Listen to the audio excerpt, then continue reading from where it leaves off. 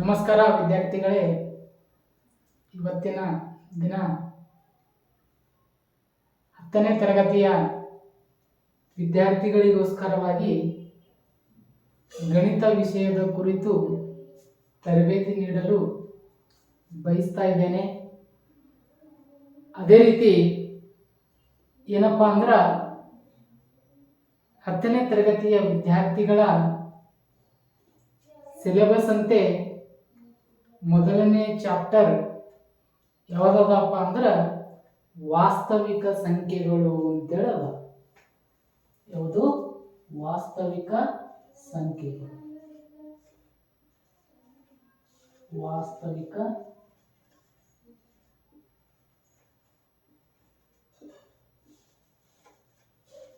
ಸಂಖ್ಯೆಗಳು. ವಾಸ್ತವಿಕ ಸಂಖ್ಯೆಗಳು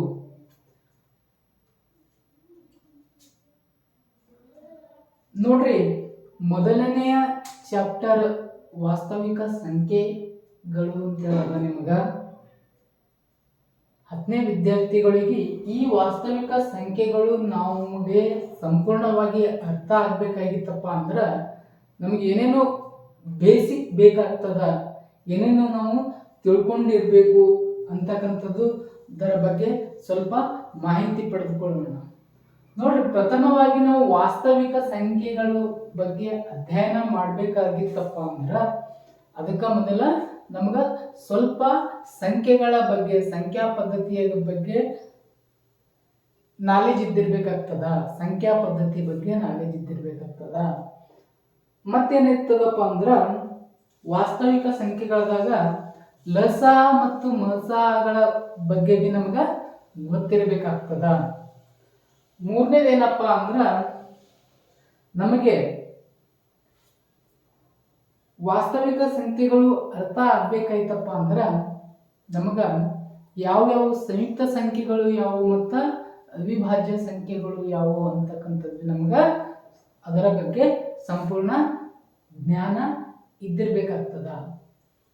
ಇವತ್ತು ನೋಡೋಣ, ವಾಸ್ತವಿಕ ಸಂಖ್ಯೆ ನಮಗ ಅರ್ಥ ಆಗ್ಬೇಕಾಯ್ತು ಅಂದ್ರೆ ಇದಕ್ಕಿಂತಲೂ ಮೊದಲು ನಮ್ಗೆ ಏನೇನು ಗೊತ್ತಿರಬೇಕು ನೋಡ್ರಿ. ನಮ್ಗ ಸಂಖ್ಯಾ ಪದ್ಧತಿಗಳ ಬಗ್ಗೆ ನಾವು ಈಗಾಗಲೇ 8ನೇ ತರಗತಿ, 9ನೇ ತರಗತಿ, 5ನೇ ತರಗತಿ, 6ನೇ ತರಗತಿ, 7ನೇ ತರಗತಿ, 8ನೇ ತರಗತಿಯವರೆಗೂ ಕೂಡ ನಾವು ಸಂಖ್ಯಾ ಪದ್ಧತಿಗಳ ಬಗ್ಗೆ ಅಧ್ಯಯನ ಮಾಡ್ತಾನೆ ಬಂದೀವಿ.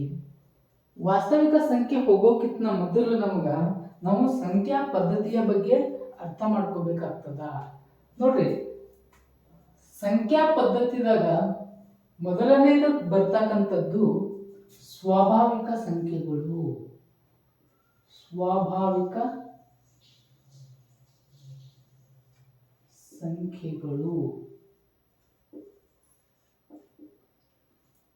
ಇದನ್ನ ಏನಲ್ಲಿಂತ ಸೂಚಿಸ್ತಾರ? ಏನಪ್ಪಾ ಅಂದ್ರ ಸ್ವಾಭಾವಿಕ ಸಂಖ್ಯೆಗಳು ಏನಪ್ಪಾ ಅಂದ್ರ ಸ್ವಾಭಾವಿಕ ಸಂಖ್ಯೆಗಳು ಎಣಿಸಲು ಸಾಧ್ಯವಿರ್ತಕ್ಕಂಥದ್ದು. ಯಾವಾದ್ರೆ ನಾವು ಹೋಗಿ ಕೌಂಟ್ ಮಾಡ್ರಪ್ಪ ಅಂತಂದ್ರ 1 2 3 4 5 ಅಂತೇಳಿ ಕೌಂಟ್ ಮಾಡ್ತೀವಿ. ಹಾಗಾಗಿ ಎಣಿಸಲು ಸಾಧ್ಯವಿರ್ತಕ್ಕಂಥದ್ದು ಸ್ವಾಭಾವಿಕ ಸಂಖ್ಯೆಗಳು ಅಂದ್ರೆ ಏನಪ್ಪಾ ಅಂದ್ರ 1 2 3 4 5 ಹೀಗೆ ಅನಂತದವರೆಗೂ ಬರಿಬಹುದು. ಇದನ್ನ ಒಂದರಿಂದ ಚಾಲು ಆಯ್ತಪ್ಪ ಅಂದ್ರೆ ಅದನ್ನ ಸ್ವಾಭಾವಿಕ ಸಂಖ್ಯೆಗಳು ಅಂತ ಹೇಳಿ ಕರೀತಾರ. ನೋಡ್ರಿ, ಸ್ವಾಭಾವಿಕ ಸಂಖ್ಯೆಗಳ ಅತಿ ಚಿಕ್ಕ ಸಂಖ್ಯೆ ಯಾವ್ದಪ್ಪ ಅಂದ್ರ 1 ಅಂತ ಹೇಳ್ಬೇಕು. ಎರಡನೇದಾಗಿ ಪೂರ್ಣ ಸಂಖ್ಯೆಗಳು. ಎರಡನೇದು ಯಾವುದು? ಪೂರ್ಣ ಸಂಖ್ಯೆಗಳು. ಇದನ್ನ W ಅಂತಕ್ಕಂಥ ಅಕ್ಷರದಿಂದ ಸೂಚಿಸ್ತಾರ. ಪೂರ್ಣ ಸಂಖ್ಯೆಗಳಾಗ ಏನಾಗಿರ್ತದಪ್ಪ ಅಂದ್ರ ಸ್ವಾಭಾವಿಕಗಳ ಸಂಖ್ಯೆಗಳ ಜೊತೆಗೆ ಶೂನ್ಯವನ್ನು ಕೂಡ ಒಳಗೊಂಡಿರ್ತದ. ಇದು ಕೂಡ ಅನಂತವರೆಗೂ ಬರಿಬಹುದು.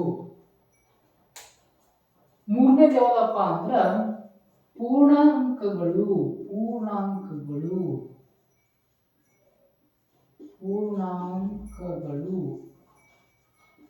ಪೂರ್ಣಾಂಕಗಳು ಇದನ್ನ ಇಂಗ್ಲಿಷಲ್ಲಿ ಇಂಟೀಜರ್ಸ್ ಅಂತ ಹೇಳಿ ಕರೀತಾರ. ಇದನ್ನ ಕ್ಯಾಪಿಟಲ್ ಐ ಅಂತ ಡಿನೋಟ್ ಮಾಡ್ತಾರ. ಇಂಟೀಜರ್ಸ್ ಅಂದ್ರೆ ಏನಪ್ಪಾ ಅಂದ್ರ ಈ ಇಂಟೀಜರ್ಸ್ದಾಗ ಶೂನ್ಯನೂ ಇರ್ತದ, ಜೊತೆಗೆ ಪಾಸಿಟಿವ್ ಸೈನ್ +1 +2 +3 ಹೀಗೆ ಅನಂತದವರೆಗೂ ಇರ್ತದ. ಅದೇ ರೀತಿ -1 -2 -3ಗೆ ಅನಂತದವರೆಗೂ ಇರ್ತದ. ಏನಪ್ಪ ಪೂರ್ಣಾಂಕಗಳು ಅಂದ್ರ ಯಾವ ಸಂಖ್ಯೆಗಳಲ್ಲಿ ಪಾಸಿಟಿವ್ ಸಂಖ್ಯೆಗಳು ಇರ್ತವೋ, ಧನ ಪೂರ್ಣಾಂಕಗಳು ಬಿ ಇರ್ತವೋ, ಮತ್ತ ಧನ ಸಂಖ್ಯೆಗಳು ಇರ್ತವೋ, ಋಣ ಸಂಖ್ಯೆಗಳು ಇರ್ತವೋ, ಜೊತೆಗೆ ಶೂನ್ಯವೂ ಒಳಗೊಂಡಿರ್ತದೋ ಅಂತಹ ಸಂಖ್ಯೆಗಳನ್ನು ನಾವು ಏನಂತ ಕರಿತೀವಪ್ಪ ಅಂದ್ರ ಪೂರ್ಣಾಂಕಗಳು ಅಂತ ಕರಿತೀವಿ. ಇದನ್ನು ಧನ ಪೂರ್ಣಾಂಕಗಳು ಮತ್ತ ಋಣ ಪೂರ್ಣಾಂಕಗಳು ಇರ್ತಾವ. ಅದರಲ್ಲಿ ಶೂನ್ಯನೂ ಕೂಡ ಇರ್ತದ. ನಾಲ್ಕನೇದು ಸಂಖ್ಯಾ ಪದ್ಧತಿದಾಗ ನಾಲ್ಕನೇದು ಸಮ ಸಂಖ್ಯೆಗಳು. ಸಮ ಸಂಖ್ಯೆಗಳು ಈವನ್ ನಂಬರ್ ಅಂತ ಕರೀತದ. ಸಮ ಸಂಖ್ಯೆಗಳು ಅಂದ್ರೆ ಏನಪ್ಪಾ ಅಂದ್ರ ಯಾವುದೇ ಒಂದು ಸಂಖ್ಯೆಗಳು ಎರಡರಿಂದ ಸಂಪೂರ್ಣವಾಗಿ ಭಾಗ ಆದ್ರ ಅಂತಹ ಸಂಖ್ಯೆಗಳನ್ನು ನಾವು ಸಮ ಸಂಖ್ಯೆಗಳು ಅಂತೇಳಿ ಕರಿತೀವಿ. ಐದನೇದ್ದು ಸಮ ಸಂಖ್ಯೆಗಳಿಗೆ ಉದಾಹರಣೆ ಏನಪ್ಪಾ ಅಂದ್ರ 2, 4, 6, 8, 10 ಹೀಗೆ ಬರೀತಾ ಇರ್ತಾರ. ಐದನೇದು ಏನಪ್ಪಾ ಅಂದ್ರ ಅಸಮ ಸಂಖ್ಯೆ. ಅಸಮ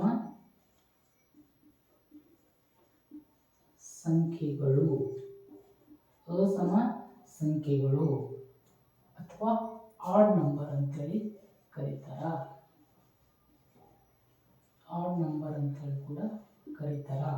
ಏನು ಅಸಮ ಸಂಖ್ಯೆಗಳು ಅಂದ್ರ ಯಾವ ಸಂಖ್ಯೆಗಳು ಎರಡರಿಂದ ಸಂಪೂರ್ಣವಾಗಿ ಭಾಗ ಆಗುವುದಿಲ್ಲವೋ ಅಂತಹ ಸಂಖ್ಯೆಗಳನ್ನು ನಾವು ಅಸಮ ಸಂಖ್ಯೆಗಳು ಅಂತೇಳಿ ಕರಿತೀವಿ. ಉದಾಹರಣೆಗೆ 1, 3, 5, 7, 9, 11 ಇದೇ ರೀತಿ ಹೋಗ್ತಾ ಇರ್ತವ. ಎಷ್ಟದು ಸ್ವಾಭಾವಿಕ ಸಂಖ್ಯೆ, ಪೂರ್ಣ ಸಂಖ್ಯೆ, ಪೂರ್ಣಾಂಕಗಳು, ಸಮ ಸಂಖ್ಯೆಗಳು, ಅಸಮ ಸಂಖ್ಯೆಗಳು ಆದ ತಕ್ಷಣ ನಾವು ಭಾಗಲಬ್ಧ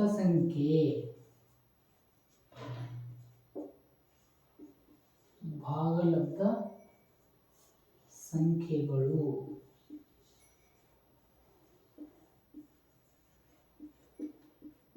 ಇದನ್ನ ಇಂಗ್ಲಿಷಲ್ಲಿ ರ್ಯಾಷನಲ್ ನಂಬರ್ ಅಂತೇಳಿ ಕರೀತಾರ. ರ್ಯಾಷನಲ್ ನಂಬರ್ಸ್ ಅಂತೇಳಿ ಕರೀತಾರ. ಭಾಗಲಬ್ಧ ಸಂಖ್ಯೆಗಳು ಯಾವ ಇರ್ತಾವಪ್ಪ ಅಂದ್ರ ಯಾವುದಾದ್ರೂ ಸಂಖ್ಯೆಗಳು P/Q ರೂಪದಲ್ಲಿ ಇದ್ರ, ಯಾವುದಾದ್ರೂ ಸಂಖ್ಯೆಗಳು P/Q ರೂಪದಲ್ಲಿ ಇದ್ರ ಅವನ್ನ ನಾವು ಭಾಗಲಬ್ಧ ಸಂಖ್ಯೆಗಳು ಅಂತೇಳಿ ಕರಿತೀವಿ. ಇಲ್ಲಿ ನೋಡ್ರಿ P/Q where ಎಲ್ಲಿ Q is not equal to 0.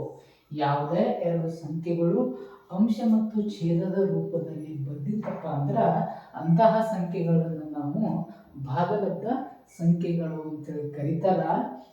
ಅಲ್ಲಿ ಛೇದದಲ್ಲಿ ಇರ್ತಕ್ಕಂಥ Q 0ಗೆ ಸಮನಾಗಿರಬಾರ್ದು. ಅದು ಭಾಗಲಬ್ಧ ಸಂಖ್ಯೆಗಳ ಒಂದು ಕಂಡೀಷನ್ ಆಗಿರ್ತದ. ನೋಡ್ರಿ ಏಳನೇದು ಅಭಾಗಲಬ್ಧ ಸಂಖ್ಯೆಗಳು. ಅಭಾಗಲಬ್ಧ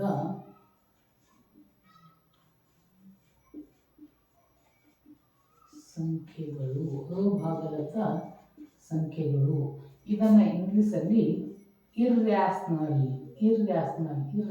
ನಂಬರ್ ಅಂತೇಳಿ ಕರೀತಾರ. ಇರ್ಯಾಷನಲ್ ನಂಬರ್ಸ್ ಅಂತೇಳಿ ಕರೀತಾರ. ಏನ್ರಿ ಅಭಾಗಲಬ್ಧ ಸಂಖ್ಯೆಗಳು ಅಂದ್ರ ಯಾವ್ದಾದ್ರೂ ಈ ಸಂಖ್ಯೆಗಳನ್ನ ನಾವು P/Q ರೂಪದಲ್ಲಿ ಬರೆಯಲು ಸಾಧ್ಯವಿಲ್ಲವೋ, ಯಾವುದಾದ್ರೂ ಸಂಖ್ಯೆಗಳನ್ನು ನಾವು P/Q ರೂಪದಲ್ಲಿ ಅಂಶ ಮತ್ತು ಛೇದದ ರೂಪದಲ್ಲಿ ಬರೆಯಲು ಸಾಧ್ಯವಾಗಿಲ್ಲದಿರುವ ಸಂಖ್ಯೆಗಳನ್ನು ನಾವು ಅಭಾಗಲಬ್ಧ ಸಂಖ್ಯೆಗಳು ಅಂತೇಳಿ ಕರಿತೀವಿ. ಏನು ಅಭಾಗಲಬ್ಧ ಸಂಖ್ಯೆ ಅಂದ್ರೆ ಯಾವುದೇ ಒಂದು ಸಂಖ್ಯೆಯನ್ನು ನಾವು P/Q ರೂಪದಲ್ಲಿ ಬರೆಯಲು ಸಾಧ್ಯವಿಲ್ಲವೋ ಅಂತಹ ಸಂಖ್ಯೆಗಳನ್ನು ನಾವು ಅಭಾಗಲಬ್ಧ ಸಂಖ್ಯೆಗಳು ಅಂತೇಳಿ ಕರಿತೀವಿ. ಇದು ಆದ ನಂತರ ಮತ್ತೆ ಯಾವುದು ನಮಗೆ ಸಂಖ್ಯೆಗಳ ಜ್ಞಾನ ಇರಬೇಕಪ್ಪ ಅಂದ್ರೆ 8ನೇದಾಗಿ ಭಾಜ್ಯ ಸಂಖ್ಯೆಗಳು. ಭಾಜ್ಯ ಸಂಖ್ಯೆಗಳು ಅಥವಾ ಸಂಯುಕ್ತ ಸಂಖ್ಯೆಗಳು ಅಂತ ಹೇಳಿ ಕರೀತಾರ. ಇದನ್ನ ಇಂಗ್ಲಿಷ್ ಅಲ್ಲಿ ಕಾಂಪೋಸಿಟ್ ನಂಬರ್ ಅಂತ ಹೇಳಿ ಕರೀತಾರ. ಕಾಂಪೋಸಿಟ್ ನಂಬರ್ಸ್ ಅಂತ ಹೇಳಿ ಕರೀತಾರ. ಏನ್ರಿ ಭಾಜ್ಯ ಸಂಖ್ಯೆಗಳು ಅಂದ್ರ ಯಾವುದೇ ಒಂದು ಸಂಖ್ಯೆಯು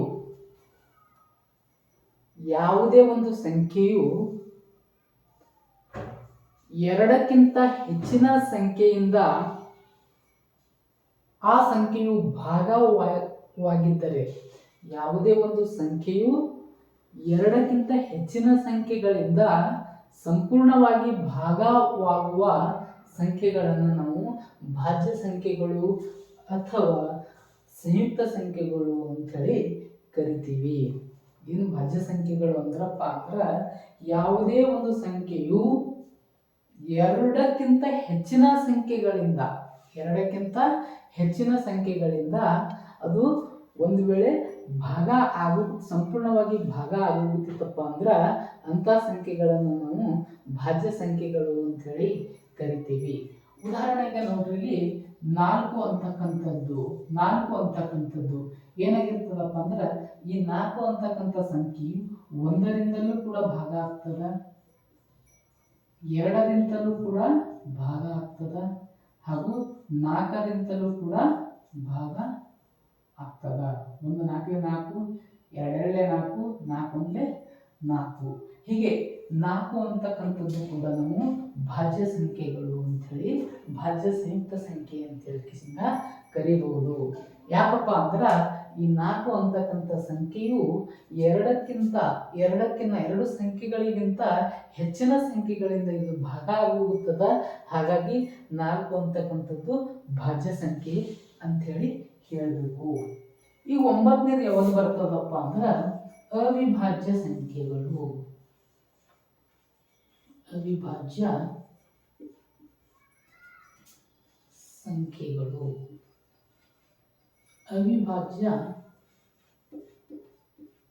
ಸಂಖ್ಯೆಗಳು ಅಥವಾ ಪ್ರೈಮ್ ನಂಬರ್ ಅಂತೇಳಿ ಇಂಗ್ಲಿಷ್ ಅಲ್ಲಿ ಇದನ್ನ ಪ್ರೈಮ್ ನಂಬರ್ ಅಂತೇಳಿ ಕರೀತಾರ.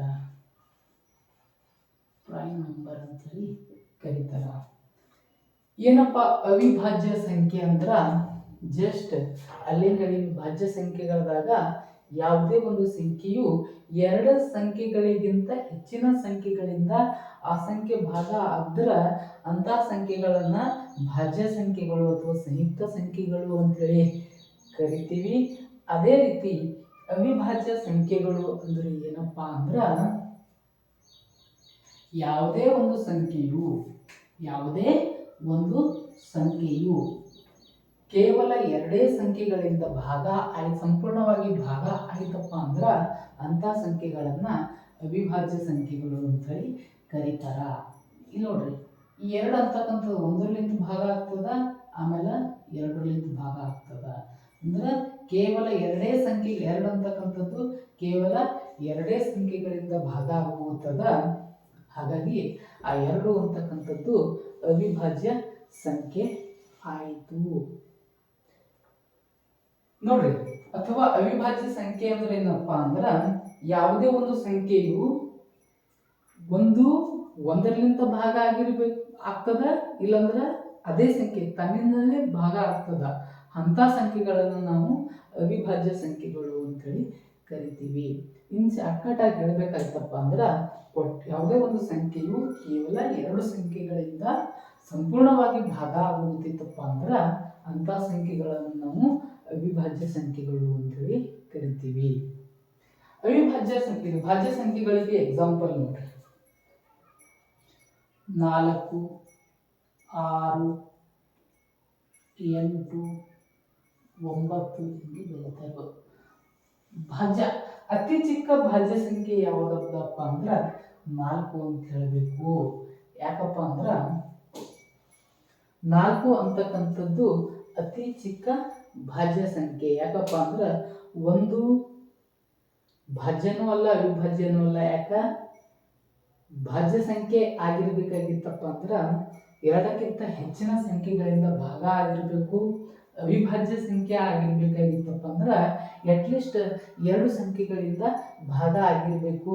ಒಂದು ಅಂತಕ್ಕಂಥದ್ದು ಕೇವಲ ಅದರಲ್ಲಿಂದೇ ಭಾಗ ಆಗುವುದು, ಒಂದೇ ಸಂಖ್ಯೆಯಿಂದ ಸಂಪೂರ್ಣ ಭಾಗ ಆಗುವುದರಿಂದ ಹೌದು ಭಾಜ್ಯ ಸಂಖ್ಯೆನೂ ಅಂಥೇಳಿ ಕರೆಯೋದಿಲ್ಲ, ಹಾಗೂ ಅವಿಭಾಜ್ಯ ಸಂಖ್ಯೆನೂ ಅಂಥೇಳಿ ಕರೆಯುವುದು ಇಲ್ಲ. ಅದೇ ರೀತಿ 2 ಬಂದ ತಕ್ಷಣ 2 ಕೂಡ ಒಂದು ಅವಿಭಾಜ್ಯ ಸಂಖ್ಯೆ ಅಂತ ಹೇಳಿ ಕರಿಬಹುದು. ಯಾಕಪ್ಪ ಅಂದ್ರ 2 ಅಂತಕ್ಕಂಥ ಸಂಖ್ಯೆಯು 1ರಿಂದ ಭಾಗ ಆಗ್ತದ, ಬಿಟ್ರೆ ಅದೇ ಸಂಖ್ಯೆ 2ರಿಂದ ಭಾಗ ಆಗ್ತದ. ಹಾಗಾಗಿ ಅದನ್ನ ಅವಿಭಾಜ್ಯ ಸಂಖ್ಯೆಗಳು ಅಂತೇಳಿ ಕರಿಬಹುದು. ಬಿಟ್ರೆ 3ನೇದು 3 ಸೇಮ್, ಅದು 1ರಿಂದ ಭಾಗ ಆಗ್ತದ, ಬಿಟ್ರೆ 3ರಿಂದ ಭಾಗ ಆಗ್ತದ. ಆಗ 3 ಕೂಡ ಅವಿಭಾಜ್ಯ ಸಂಖ್ಯೆ ಆಗ್ತದ. ನೆಕ್ಸ್ಟ್ 4 ನೋಡ್ರಿ, 1ರಿಂದ ಭಾಗ ಆಗುತ್ತದ, 2ರಿಂದ ಭಾಗ ಆಗುತ್ತದ, 4ರಿಂದ ಭಾಗ ಆಗುತ್ತದ. ಹಾಗಾಗಿ 4 ಅಂತಕ್ಕಂಥದ್ದು ಏನದಪ್ಪ ಅಂದ್ರ ಅತಿ ಚಿಕ್ಕ ಭಾಜ್ಯ ಸಂಖ್ಯೆ ಅಂತೇಳಿ ಹೇಳಬೇಕು. ನೆಕ್ಸ್ಟ್ ಅವಿಭಾಜ್ಯ ಸಂಖ್ಯೆಗಳ ಅತಿ ಚಿಕ್ಕ ಸಂಖ್ಯೆ ಯಾವುದಪ್ಪ ಅಂದ್ರ ಎಕ್ಸಾಂಪಲ್ 2, 3, 5, 7, 11 ಇವೆಲ್ಲ ಅವಿಭಾಜ್ಯ ಸಂಖ್ಯೆಗಳು. ಅತಿ ಚಿಕ್ಕ ಅವಿಭಾಜ್ಯ ಸಂಖ್ಯೆ ಯಾವುದಪ್ಪ ಅಂದ್ರ ಅದು 2 ಅಂತ ಹೇಳಿ ಹೇಳಬೇಕು. ನೆಕ್ಸ್ಟ್ 9 ಆಯ್ತು. ಈಗ 10ನೇದು ಇಲ್ಲಿ ಬರ್ತದ. ನೀವೆಲ್ಲ 10ನೇ ತರಗತಿಯ ವಿದ್ಯಾರ್ಥಿಗಳು ಅಲ್ವಾ? ಹಾಗಾಗಿ 10ನೇದ ನಾವೇನು ಕಲಿಬೇಕಪ್ಪ ಅಂದ್ರ ವಾಸ್ತವಿಕ ಸಂಖ್ಯೆಗಳು ಅಂತ ಹೇಳಿ ಕಲಿಬೇಕು. ವಾಸ್ತವಿಕ ಸಂಖ್ಯೆಗಳು ಕಲಿಬೇಕು. ಇದನ್ನ ಇಂಗ್ಲಿಷಲ್ಲಿ ರಿಯಲ್ ನಂಬರ್ ಅಂತೇಳಿ ಕರೀತಾರೆ. ರಿಯಲ್ ನಂಬರ್ಸ್ ಅಂತೇಳಿ ಕರೀತಾರೆ.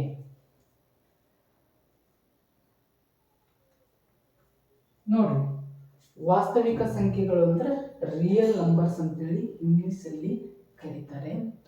ವಾಸ್ತವಿಕ ಸಂಖ್ಯೆಗಳು ಅಂದ್ರೆ ಏನಪ್ಪಾ ಅಂದ್ರ ಇವೆಷ್ಟು ಸಂಖ್ಯೆಗಳು ಕಾಣುತ್ತವಲ್ಲ, ಸ್ವಾಭಾವಿಕ ಸಂಖ್ಯೆಗಳು, ಪೂರ್ಣ ಸಂಖ್ಯೆಗಳು, ಪೂರ್ಣಾಂಕಗಳು, ಸಮ ಸಂಖ್ಯೆಗಳು, ಅಸಮ ಸಂಖ್ಯೆಗಳು, ಭಾಗಲಬ್ಧ ಸಂಖ್ಯೆಗಳು, ಅಭಾಗಲಬ್ಧ ಸಂಖ್ಯೆಗಳು, ಭಾಜ್ಯ ಸಂಖ್ಯೆಗಳು, ಅವಿಭಾಜ್ಯ ಸಂಖ್ಯೆಗಳು ಹಾಗೂ ಅವಿಭಾಜ್ಯ ಸಂಖ್ಯೆಗಳು ಇವೆಲ್ಲನೂ ಸೇರಿ ಎಲ್ಲ ಸಂಖ್ಯೆಗಳನ್ನು ಸೇರಿ ಅಧ್ಯಯನ ಮಾಡತಕ್ಕಂಥ ಸಂಖ್ಯೆಗಳಿಗೆ, ಎಲ್ಲ ಸಂಖ್ಯೆಗಳು ಸೇರಿರ್ತಕ್ಕಂಥ ಸಂಖ್ಯೆಗಳಿಗೆ ನಾವು ಏನಂತ ಕರಿತೀವಪ್ಪ ಅಂದ್ರೆ ವಾಸ್ತವಿಕ ಸಂಖ್ಯೆಗಳು ಅಂತ ಕರಿತೀವಿ, ಅಥವಾ ನೈಜ ಸಂಖ್ಯೆಗಳು ಅಂತ ಹೇಳಿ ಕರೀತಾರ. ಓಕೆ, ಇದನ್ನ ಸ್ವಲ್ಪ ನೋಡ್ಕೊಳ್ಳಿ. ನೆಕ್ಸ್ಟ್ ಮುಂದೆ ಹೋಗೋಣ.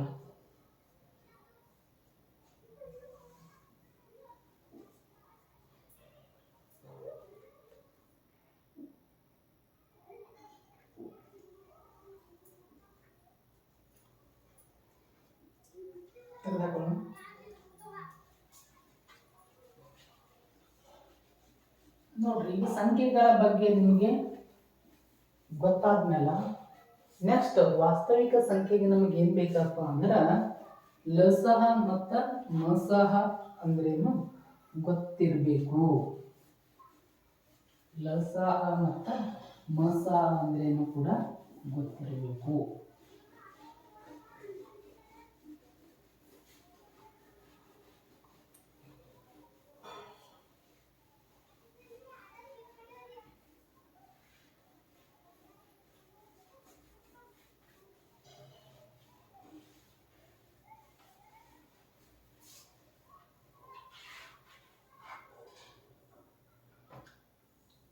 ಸರಿ ಮಕ್ಕಳೇ, ಈಗ ಲಸ ಮತ್ತು ಮಸ ಅಂದ್ರೇನು ನೋಡ್ಕೊಂಡು ಬರೋಣ.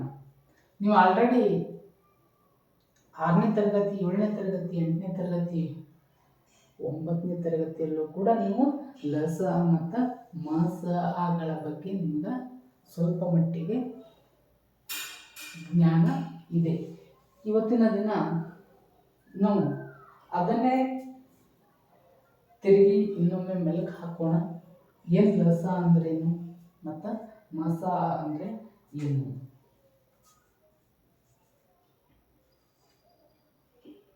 ಲಸ, ಎರಡನೇದು ಮಸ.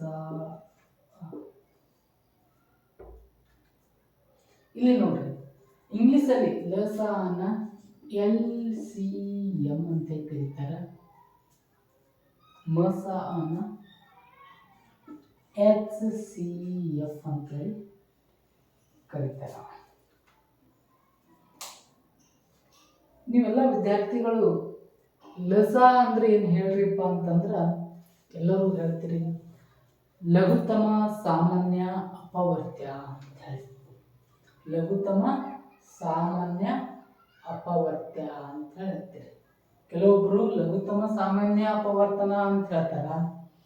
ಮಸ ಅಂದ್ರೂ ಕೂಡ ಮಹತ್ತಮ ಸಾಮಾನ್ಯ ಅಪವರ್ತನ ಅಂತೇಳಿ ಕರೀತಾರ. ನೋಡ್ರಿ, ಇದನ್ನ ಲಘುತಮ ಸಾಮಾನ್ಯ ಅಪವರ್ತ್ಯ, ಲಘುತಮ ಸಾಮಾನ್ಯ ಅಪವರ್ತ್ಯ, ಲಘುತಮ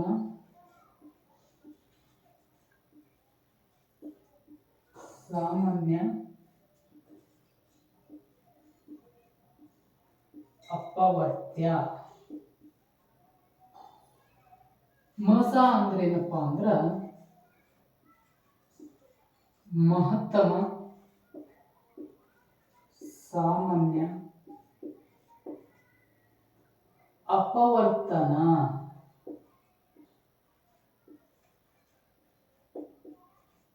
ಅಪವರ್ತನ ನೋಡ್ರಿ, ಇಲ್ಲಿ ಅಪವರ್ತ್ಯ ಇದೆ, ಇಲ್ಲಿ ಅಪವರ್ತನ ಇದೆ. ನಿಮ್ಗೇನ್ ಬೇಕಪ್ಪ ಅಂದ್ರ ಯಾವ್ದಕ್ಕ ಅಪವರ್ತ್ಯ ಅಂತೇಳಿ ಕರೀತಾರ, ಯಾವ್ದಕ್ಕ ಅಪವರ್ತನ ಅಂತೇಳಿ ಕರೀತಾರ ಅಂತಕ್ಕಂಥದ್ದು ನಿಮ್ಗೆ ಗೊತ್ತಿರಬೇಕು. ಅಪವರ್ತ್ಯ ಅಂದ್ರೆ ಏನು, ಅಪವರ್ತನ ಅಂದ್ರೆ ಏನು.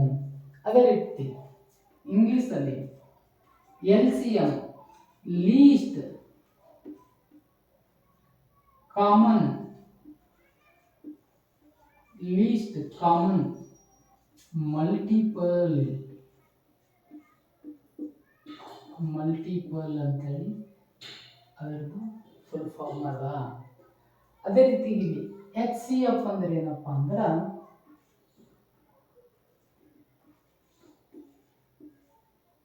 Highest common factor.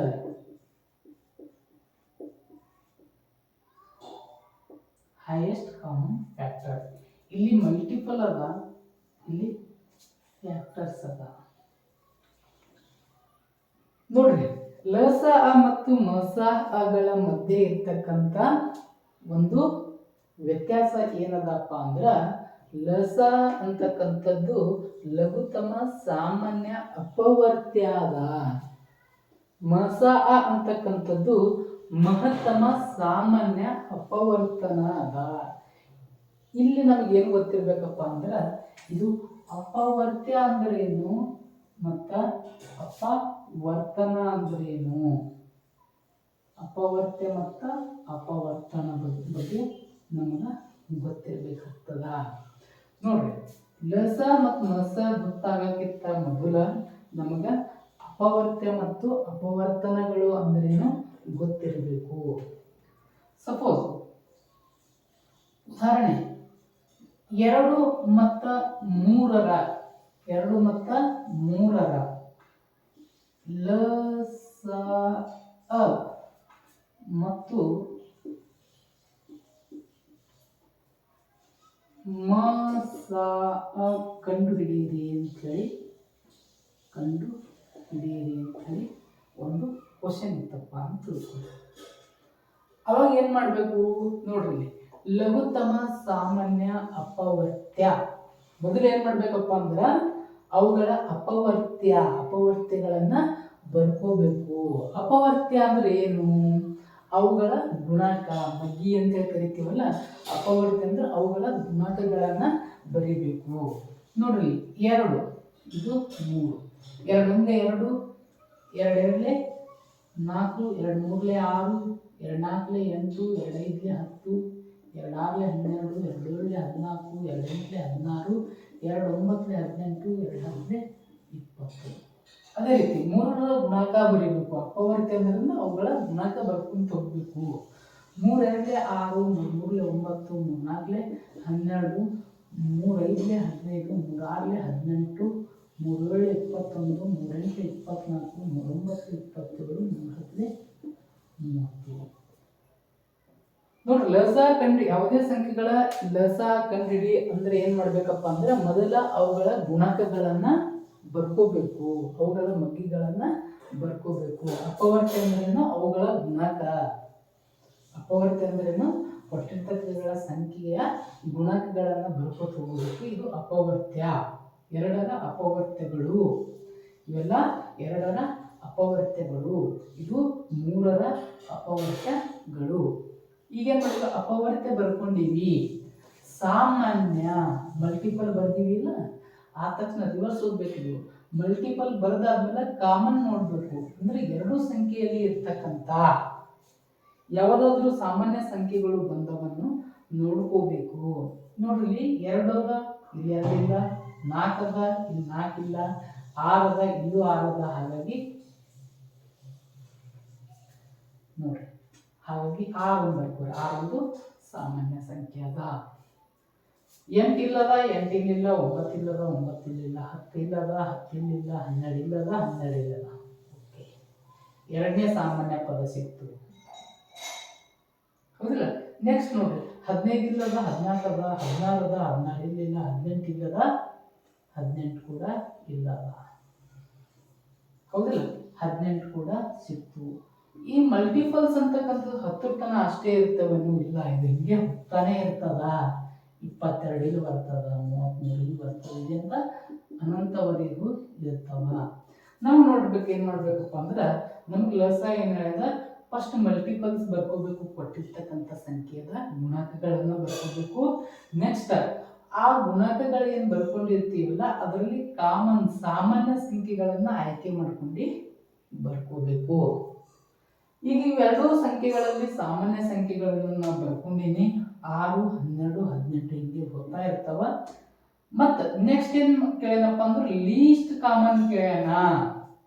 ಲಘುತ್ತಮ ಅಂದ್ರೆ ಚಿಕ್ಕದು, ಅವುಗಳ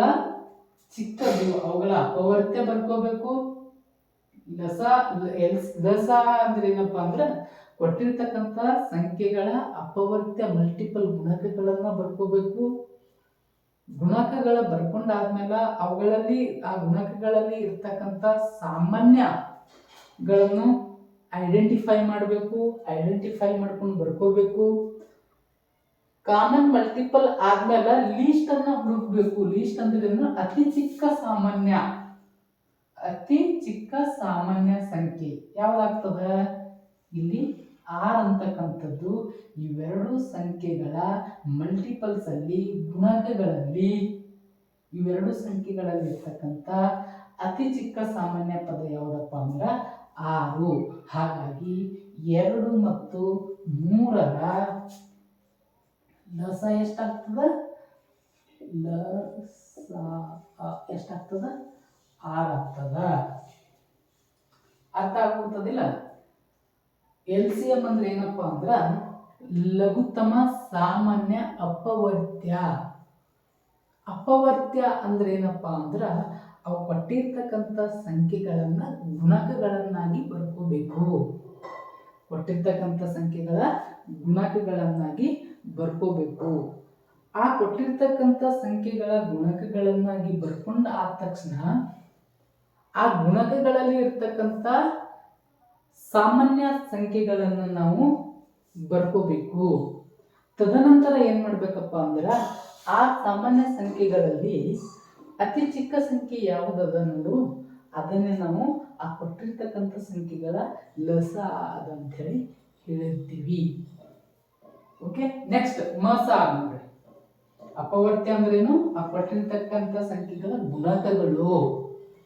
ಆ ಕೊಟ್ಟಿರ್ತಕ್ಕಂಥ ಸಂಖ್ಯೆಯ ಗುಣಕಗಳನ್ನ ನಾವು ಆ ಸಂಖ್ಯೆಯ ಅಪವರ್ತ್ಯ ಅಂತ ಹೇಳಿ ಕರಿತೀವಿ.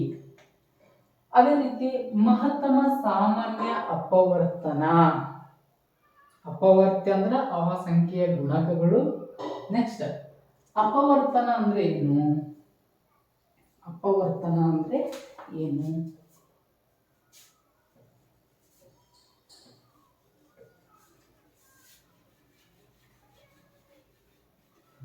ಅಪವರ್ತನ ಅಂದ್ರೆ ಏನಪ್ಪಾ ಅಂದ್ರ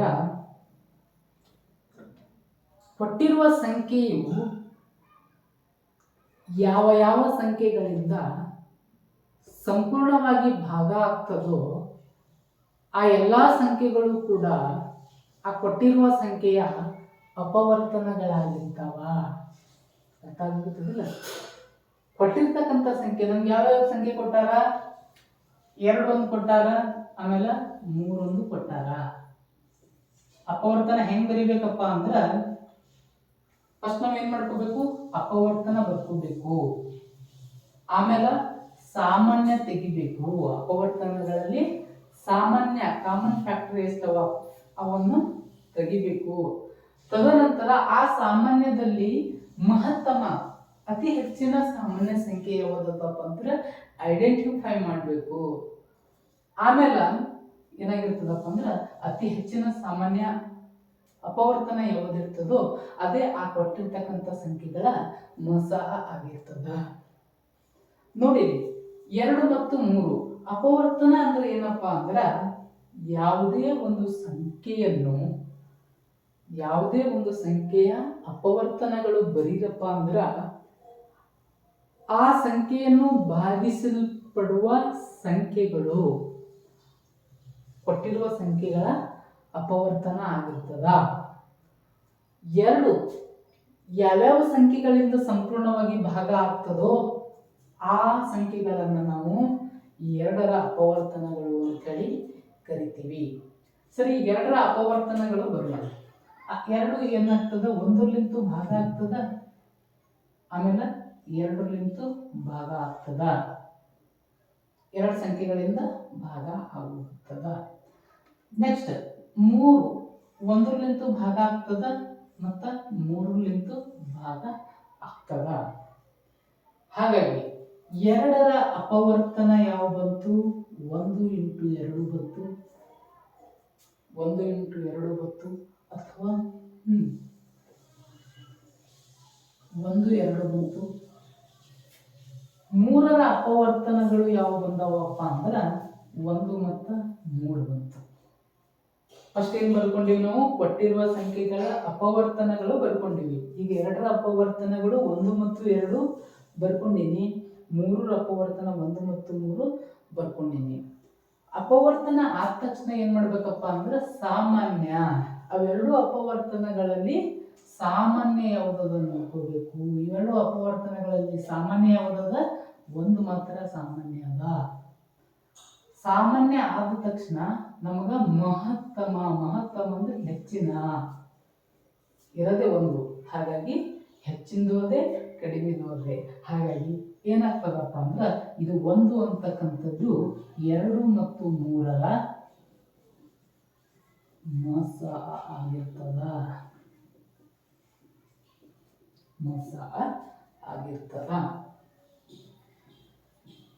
ನೋಡ್ರಿ ಕ್ಲಿಯರ್ ಆಗಿ ಅರ್ಥ ಮಾಡ್ಕೋಬೇಕು. ಏನು ಲಸ ಅಂದ್ರ ಏನು ಮಸ ಅಂದ್ರ.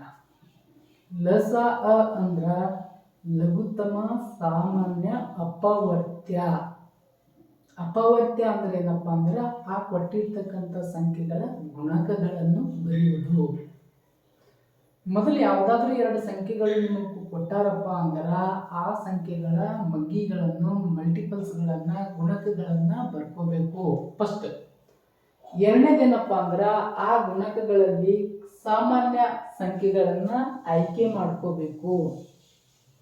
ಮೂರನೇದೇನಪ್ಪ ಅಂದ್ರೆ ಆ ಸಾಮಾನ್ಯ ಆಯ್ಕೆ ಮಾಡಿರ್ತಕ್ಕಂಥ ಸಂಖ್ಯೆಗಳಲ್ಲಿ ಲಘುತ್ತಮ ಅತಿ ಚಿಕ್ಕ ಸಂಖ್ಯೆ ಯಾವ್ದಮ್ಮ ಅಂತಕ್ಕಂಥದ್ದು ಐಡೆಂಟಿಫೈ ಮಾಡಬೇಕು. ಆ ಅತಿ ಚಿಕ್ಕ ಸಂಖ್ಯೆ ಆ ಕೊಟ್ಟಿರ್ತಕ್ಕಂಥ ಸಂಖ್ಯೆಗಳ ಲಸ ಆಗಿರ್ತದ. ಅದೇ ರೀತಿ ಮಸ ಅಂದ್ರೇನು? ಮಹತ್ತಮ ಸಾಮಾನ್ಯ ಅಪವರ್ತನ. ಮಹತ್ತಮ ಸಾಮಾನ್ಯ ಅಪವರ್ತನ. ಅಪವರ್ತನ ಅಂದ್ರೇನು? ಯಾವುದೇ ಒಂದು ಸಂಖ್ಯೆಯನ್ನು ಸಂಪೂರ್ಣವಾಗಿ ಭಾಗಿಸಬಹುದಾದ ಸಂಖ್ಯೆಗಳನ್ನು ನಾವು ಆ ಸಂಖ್ಯೆಯ ಅಪವರ್ತನಗಳು ಅಂಥೇಳಿ ಕರಿತೀವಿ. ಮೊದಲೇನು ಮಾಡಬೇಕು? ಆ ಕೊಟ್ಟಿರ್ತಕ್ಕಂಥ ಸಂಖ್ಯೆಗಳನ್ನು ಅಪವರ್ತನಗಳನ್ನು ಬರ್ಕೋಬೇಕು. ಆ ಸಂಖ್ಯೆಯ ಅಪವರ್ತನಗಳು ಬರ್ಕೊಂಡಾದ ತಕ್ಷಣ ಆ ಅಪವರ್ತನಗಳಲ್ಲಿನ ಸಾಮಾನ್ಯ ಸಂಖ್ಯೆಯನ್ನ ಐಡೆಂಟಿಫೈ ಮಾಡಬೇಕು. ಕಾಮನ್ ಫ್ಯಾಕ್ಟರ್ ಅನ್ನ ಐಡೆಂಟಿಫೈ ಮಾಡಬೇಕು. ತದನಂತರ ಆ ಸಾಮಾನ್ಯ ಸಂಖ್ಯೆಗಳಲ್ಲಿ ಹೆಚ್ಚಿನ ಸಾಮಾನ್ಯ ಸಂಖ್ಯೆ ಯಾವುದಿರ್ತದೋ ಅದನ್ನ ಐಡೆಂಟಿಫೈ ಮಾಡಿಬಿಟ್ಟು ಆ ಹೆಚ್ಚಿನ ಸಾಮಾನ್ಯ ಅಪವರ್ತನಕ್ಕೆ ನಾವು ಏನಂತೀವಪ್ಪ ಅಂದ್ರೆ ಆ ಕೊಟ್ಟಿರ್ತಕ್ಕಂಥ ಸಂಖ್ಯೆಯ ಮಸ ಅಂತ ಹೇಳಿ ಕರಿತೀವಿ. ನೆಕ್ಸ್ಟ್ ಇಷ್ಟೆಲ್ಲ ಅರ್ಥ ಆದ್ಮೇಲೆ ಲಸ ಮತ್ತು ಮಸ ಅರ್ಥ ಆದ್ಮೇಲೆ ನೆಕ್ಸ್ಟ್ ಏನಾಗಿರ್ತದಪ್ಪ ಅಂದ್ರೆ ಇಲ್ಲಿ ಒಂದು ಕಾನ್ಸೆಪ್ಟ್ ನಿಮಗೆ ನೆನಪಿರ್ಬೇಕಾಗ್ತದ. ಏನಪ್ಪಾ ಅಂದ್ರ ಯಾವುದೇ ಎರಡು ಸಂಖ್ಯೆಗಳು ಎ ಮತ್ತ ಬಿ ಎರಡು ಸಂಖ್ಯೆಗಳು ತಗೊಂಡಿರ್ತಿರಲ್ಲ, ಮತ್ತ ಯಾವುದೇ ಎರಡು ಸಂಖ್ಯೆಗಳ ಮತ್ತ ಅವುಗಳ LCM ಮತ್ತು ಲಸ ಮತ್ತು ಮಸಗಳ ನಡುವಿನ HCFಗಳ ನಡುವಿನ ಸಂಬಂಧ ಯಾವ ರೀತಿ ಇರ್ತದಪ್ಪ ಅಂತಕ್ಕಂಥದ್ದು ನಿಮ್ಗೆ ಗೊತ್ತಿರಬೇಕು. ಯಾವುದೇ ಎರಡು ಸಂಖ್ಯೆಗಳನ್ನು ಕೊಟ್ಟ ಮೇಲೆ ಯಾವುದೇ ಎರಡು ಸಂಖ್ಯೆಗಳು ಎ ಮತ್ತು ಬಿ ಅಂತಕ್ಕಂಥದ್ದು ಎರಡು ಸಂಖ್ಯೆಗಳು ಕೊಟ್ಟದ್ಮೇಲೆ ಅವುಗಳ ಲಸ ಮತ್ತು ಮಸಹಗಳಿಗೂ ಮತ್ತ ಆ ಸಂಖ್ಯೆಗಳಿಗೂ ಯಾವ ರೀತಿಯ ಸಂಬಂಧ ಇರ್ತದ ಅಂತಕ್ಕಂಥದ್ದು ಕೂಡ ನಿಮ್ಗೆ ಗೊತ್ತಿರ್ಬೇಕಾಗ್ತದ. ನೋಡ್ರಿ, ಯಾವುದೇ ಎರಡು ಸಂಖ್ಯೆ ಎ ಮತ್ತು ಬಿ ಅಂತ ಹೇಳಿ ತಗೊಳ್ಳೋಣ. ಇಲ್ಲಿ ನೋಡ್ರಿ, ಎ ಇಂಟು ಬಿ ಯಾವುದೇ ಎರಡು ಸಂಖ್ಯೆಗಳ ಗುಣಲಬ್ಧವು ಅವುಗಳ ಲಸ ಮತ್ತು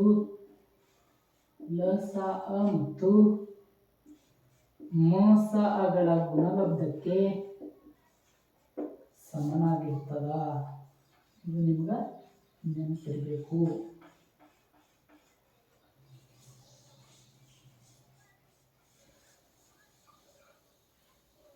ನೋಡ್ರಿ, ಯಾವುದೇ ಎರಡು ಸಂಖ್ಯೆಗಳು ಕೊಟ್ಟದ್ಮೇಲ ಆ ಎರಡು ಸಂಖ್ಯೆಗಳ ಲಸ ಮತ್ತು ಮಸಗಳ ನಡುವೆ ಯಾವ ರೀತಿ ಸಂಬಂಧ ಅದಪ್ಪ ಅಂದ್ರ ಆ ಕೊಟ್ಟಿರ್ತಕ್ಕಂಥ ಸಂಖ್ಯೆಗಳ ಗುಣಲಬ್ಧವು ಎದಕ್ಕೆ ಸಮನಾಗಿರ್ತದಪ್ಪ ಅಂದ್ರ ಕೊಟ್ಟಿರ್ತಕ್ಕಂಥ ಸಂಖ್ಯೆಗಳ ಗುಣಲಬ್ಧವು ಅವುಗಳ ಲಸ ಮತ್ತು ಮಸಗಳ ಗುಣಲಬ್ಧಕ್ಕೆ ಸಮನಾಗಿರ್ತದ. ಇದೊಂದು ಕಾನ್ಸೆಪ್ಟ್ ನಿಮ್ಗೆ ನೆನಪಿರಬೇಕು. ನೆಕ್ಸ್ಟ್ ನಾವು ಪ್ರತಿ ಸತಿ ಲಸ ಮತ್ತು ಮಸಗಳು ಐಡೆಂಟಿಫೈ ಮಾಡಬೇಕಾಯ್ತಪ್ಪ ಅಂದ್ರೆ ಪ್ರತಿ ಸತಿ ಇದೇ ರೀತಿ ಅಪವರ್ತನಗಳು ಮತ್ತು ಮಲ್ಟಿಪಲ್ಸ್ಗಳು ಬರ್ತಾ ಹೋಗೋದಿಲ್ಲ. ಇದಕ್ಕೇನಪ್ಪ ಅಂದ್ರೆ ಲಸ ಮತ್ತು ಮಸಗಳನ್ನು ನಾವು ಭಾಗಾಕಾರ ವಿಧಾನದಿಂದ ಕಂಡುಹಿಡಿಯೋದನ್ನ ಕಲಿತಿದ್ದೀವಿ. ಮತ್ತ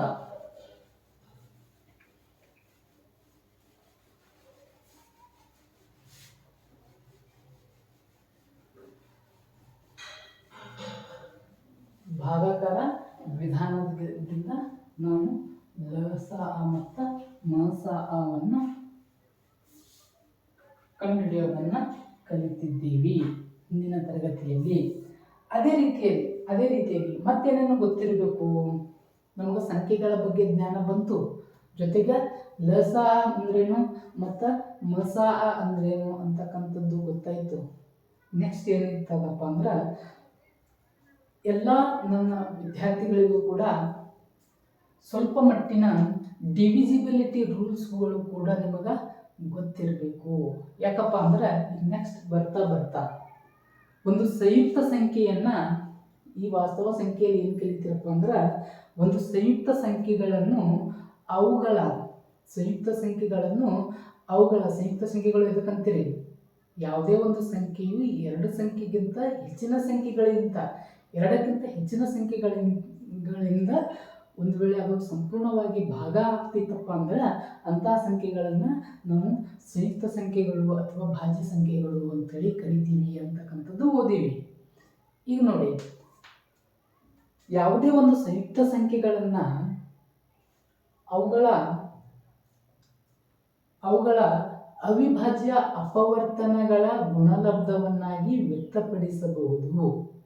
ಇದನ್ನು ನಾವು ಈ ಚಾಪ್ಟರಲ್ಲಿ ಪ್ರಪ್ರಥಮವಾಗಿ ಕಲಿತೀವಿ. ಅದಕ್ಕಿಂತಲೂ ಮೊದಲು ನಮ್ಗೆ ಏನೇನಿರ್ಬೇಕಪ್ಪ ಅಂದ್ರೆ ಸ್ವಲ್ಪ ಮಟ್ಟಿನ ಡಿವಿಸಿಬಿಲಿಟಿ ಭಾಗಾಕಾರದ ನಿಯಮಗಳ ಬಗ್ಗೆ ಗೊತ್ತಿರಬೇಕಾಗ್ತದ. ನೋಡ್ರಿ, ಭಾಗಾಕಾರದ ನಿಯಮಗಳು ಏನು ಹೇಳ್ತದಪ್ಪ ಅಂದ್ರೆ ಭಾಗಾಕಾರದ ನಿಯಮಗಳು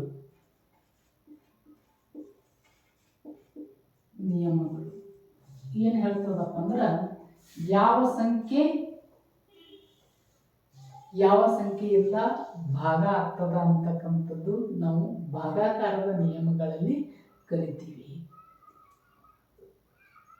ಓಕೆ, ನಾವು ಎರಡರಿಂದ ಯಾವ ಸಂಖ್ಯೆಗಳು ಭಾಗ ಆಗ್ತಾವಪ್ಪ ಅಂದ್ರೆ ಎರಡರಿಂದ ಯಾವ ಸಂಖ್ಯೆಗಳು ಭಾಗ ಆಗ್ತಾವಪ್ಪ ಅಂದ್ರೆ ಎರಡರಿಂದ ಭಾಗವಾಗುವ ಸಂಖ್ಯೆಗಳು, ಎರಡರಿಂದ ಭಾಗ ಆಗುವ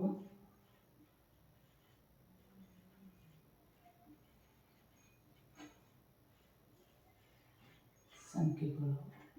ನೋಡಿ, ಬಿಡಿ ಸ್ಥಾನದಲ್ಲಿ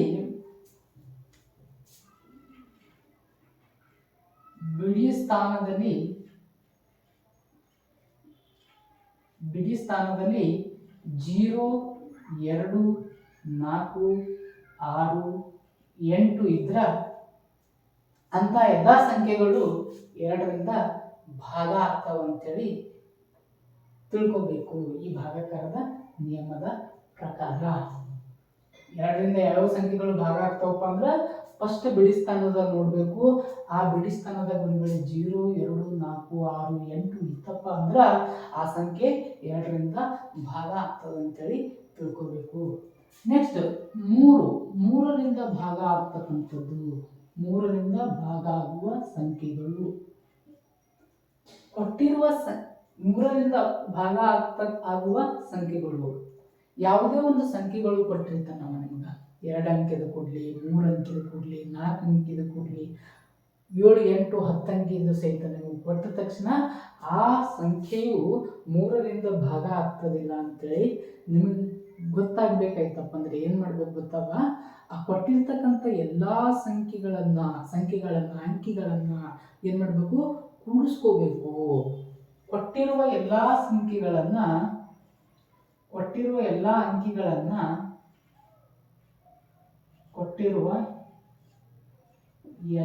ಅಂಕಿಗಳ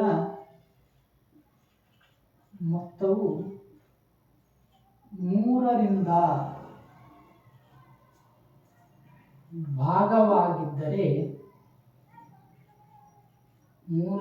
ಭಾಗವಾಗಿದ್ದರೆ ಸಂಪೂರ್ಣ ಸಂಖ್ಯೆ 3ರಿಂದ ಭಾಗ ಆಗುತ್ತದೆ. 3ರಿಂದ ಭಾಗ ಆಗುತ್ತದೆ. ಅದೇ ರೀತಿ 4ರಿಂದ ಭಾಗ ಆಗುವ ಸಂಖ್ಯೆಗಳು ಯಾವ್ಯಾವ ಸಂಖ್ಯೆ 4ರಿಂದ ಭಾಗ ಆಗ್ತದಪ್ಪ ಅಂದ್ರ ಕೊನೆಯ 2 ಸಂಖ್ಯೆಗಳು, ಕೊನೆಯ ಅಂಕಿಗಳು ಏನಾಗಿರ್ಬೇಕು? 0 ಆಗಿರಬೇಕು. ಅಥವಾ ಯಾವುದೇ ಒಂದು ಸಂಖ್ಯೆ ಕೊಟ್ಟಾರಪ್ಪ ಅಂದ್ರೆ ನಿಮ್ಗ ಆ ಕೊನೆಯ ಅಂಕಿಗಳು ಏನಾಗಿರ್ಬೇಕು? 2 0 ಆಗಿರ್ಬೇಕು. ಅಥವಾ ಕೊನೆಯ 2 ಸಂಖ್ಯೆಗಳು, ಕೊನೆಯ 2 ಸಂಖ್ಯೆಗಳು 4ರಿಂದ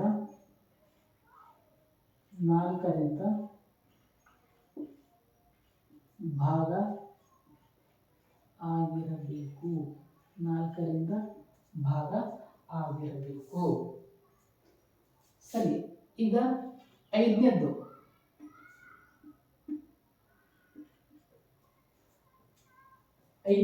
ಏನಪ್ಪಾ ಅಂದ್ರ ಬಿಡಿ ಸ್ಥಾನದಲ್ಲಿ ಕೊನೆಯ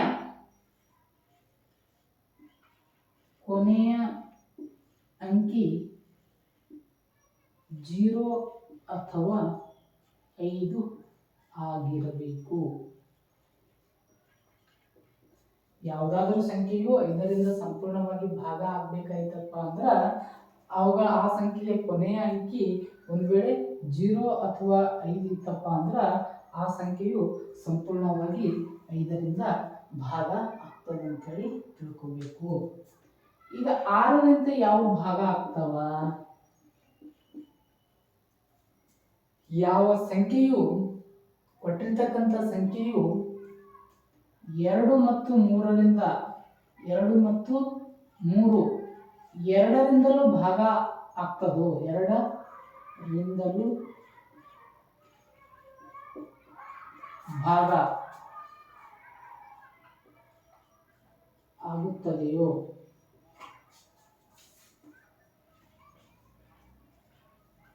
ಅಂತಹ ಸಂಖ್ಯೆಗಳು 6ರಿಂದ ಭಾಗ ಆಗುತ್ತದೆ.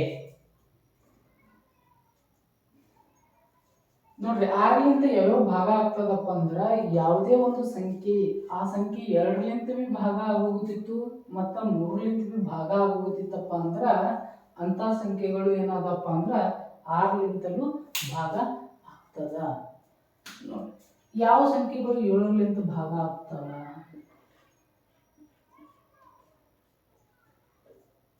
7ರಿಂದ ಭಾಗ ಆಗ ಸಂಖ್ಯೆಗಳನ್ನು ನಾವು ಐಡೆಂಟಿಫೈ ಮಾಡಬೇಕಾಯ್ತಪ್ಪ ಅಂದ್ರ ಆ ಕೊಟ್ಟಿರ್ತಕ್ಕಂಥ ಸಂಖ್ಯೆಯ ಕೊನೆಯ ಅಂಕಿಯನ್ನು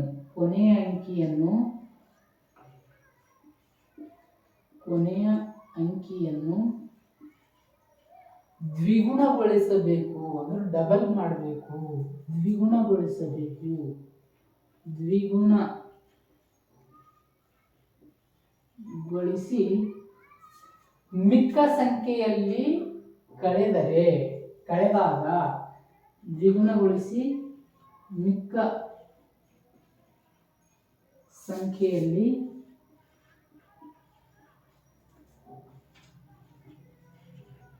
ಕಳೆದಾಗ ಬರುವ ಮೊತ್ತವು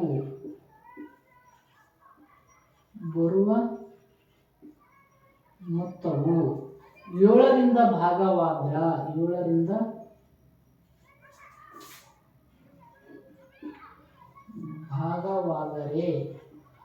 ಅಂತಹ ಸಂಖ್ಯೆಗಳು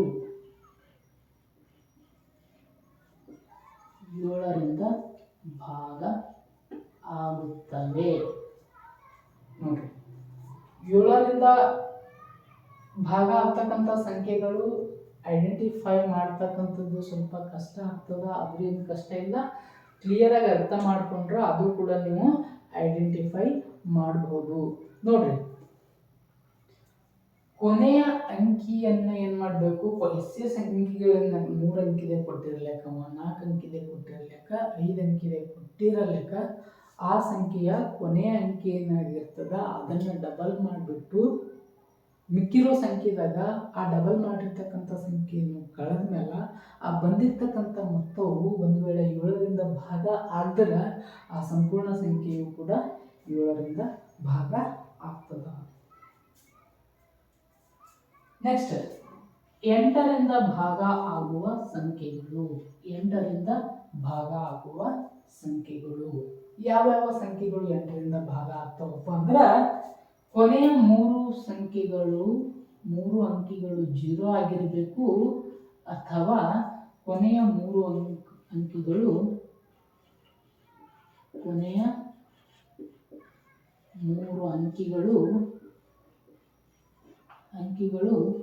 8ರಿಂದ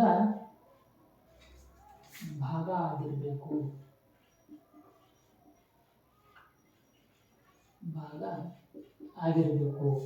ಅಂತಹ ಸಂಖ್ಯೆಗಳನ್ನ ಕೊನೆಯ 3 ಅಂಕಿಗಳು 0 ಆಗಿರಬೇಕು, ಅಥವಾ ಕೊನೆಯ 3 ಅಂಕಿಗಳು 8ರಿಂದ ಸಂಪೂರ್ಣವಾಗಿ ಭಾಗ ಆಗಿರಬೇಕು. ಅಂತಹ ಸಂಖ್ಯೆಗಳನ್ನು ಏನಂತ ಕರಿತಾವಪ್ಪ ಅಂದ್ರೆ, ಅಂತಹ ಸಂಪೂರ್ಣ ಸಂಖ್ಯೆಗಳು 8ರಿಂದ ಭಾಗ ಆಗ್ತಾವಂತೇಳಿ ತಿಳ್ಕೋಬೇಕು.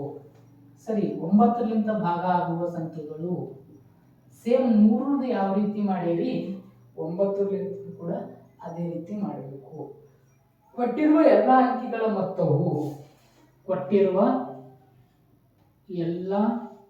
ಅಂಕಿಗಳ ಮೊತ್ತವು 9ರಿಂದ ಭಾಗ ಆಗಬೇಕು.